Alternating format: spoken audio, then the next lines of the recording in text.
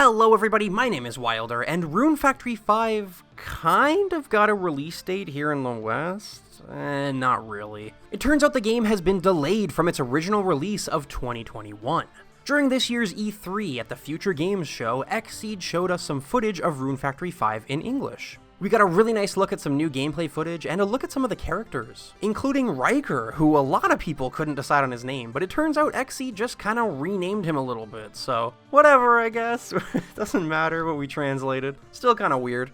But the most important thing we got came at the end of the trailer, where it said Rune Factory 5 would be coming to the Nintendo Switch sometime in early 2022. Now, I originally thought we were going to see a late November release date and be done with it. But just a few days ago, Xseed showed off their lineup for E3, and some of what they would be showing at the Future Games show.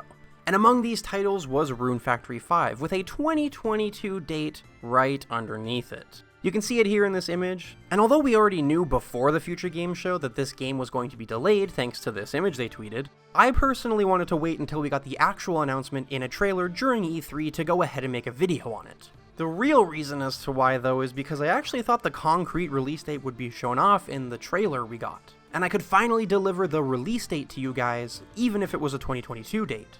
But once again, I was wrong, and it looks like we'll be stuck waiting once again for a release date for those of us here in the West, because we may have gotten a 2022 date, but that's it. No month, no day.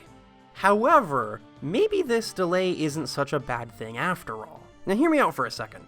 I've been keeping away from Rune Factory 5 because I don't want to know anything about it that I can't find in trailers, which means I've also been staying away from a lot of gameplay so that I don't get spoiled on anything. However, I have been hearing a lot about how the game runs currently, and it's not good. Rune Factory 5 has a lot of frame rate issues, from bad frame rates to slowdowns to the overall frame pacing. There's quite a few problems with how the game runs.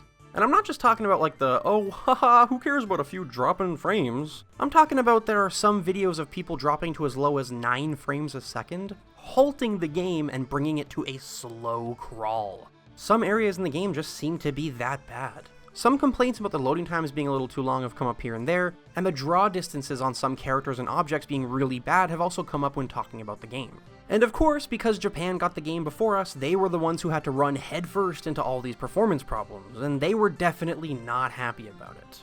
Honestly, this whole situation kinda reminds me a lot about how Pioneers of Olivetown released in Japan with absurd loading times, awful frame rate issues, bad draw distances, and overall bad performance. The producer of Olivetown apologized for all the problems and promised updates for the game, and it looks like the same may be happening for Rune Factory 5. Like I said, Japan was pretty upset with the state of Rune Factory 5, and because of that, the developers definitely heard them.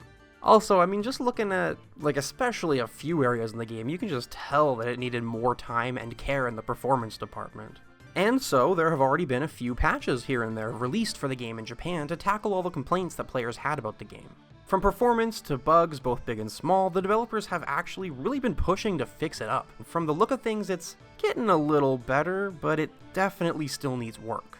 A recent update tackled a bunch of bugs for the game, along with some performance updates. Things like improving processing stability and improving loading times, which is more of what the game really needs right now. So the whole reason I'm saying maybe it's actually kind of a good thing that Rune Factory 5 got delayed to early 2022 for us, is because it gives more time for the developers to keep working on and updating the game while it's still being translated.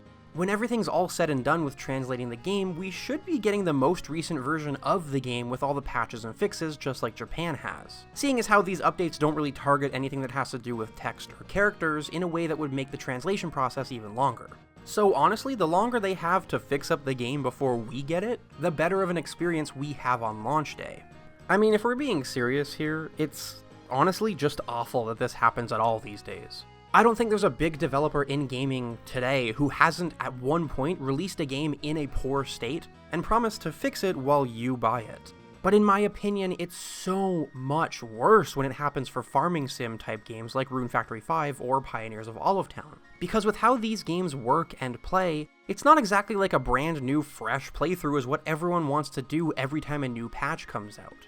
And with how much you can play farming sims, with how much there is to do in a game series like Rune Factory or Story of Seasons, some people don't want to restart. Some people want to keep playing until there's absolutely nothing left to do. And it sucks that if you want to get the full experience out of a game like Pioneers of Olive Town, then you better wait a handful of months after release to actually play it properly. It really does suck, but at the very least, when we get the game here in the West, it should be in a better state for us to properly play and enjoy it. I just gotta give a big thank you to everyone in Japan who played the game first and had to encounter all these awful issues. It's because of you guys, though, that the developers are able to get so much feedback and tackle the game's worst problems properly, so thank you for that. A big thank you. At the end of the day, as a fan of Rune Factory and as someone who is just extremely hyped and excited to play Rune Factory 5, hearing about the delay does suck a lot.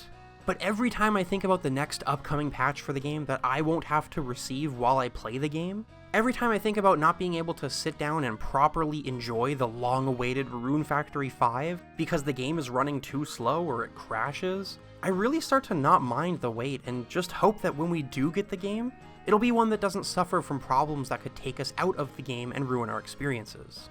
Rune Factory 5 may have been delayed to early 2022, but honestly, it may be kind of a good thing for us in the long run. Anyway, looks like that's going to be all from me today. Hey, if you'd like to support the channel, there's a link to my Patreon down below where you can get some cool perks and rewards. Let me know what you think about Rune Factory 5 being delayed though, and about the current state of the game overall and all of its patches, because that's going to be it from me today. Thank you all so much for watching, and I'll see you in the next one.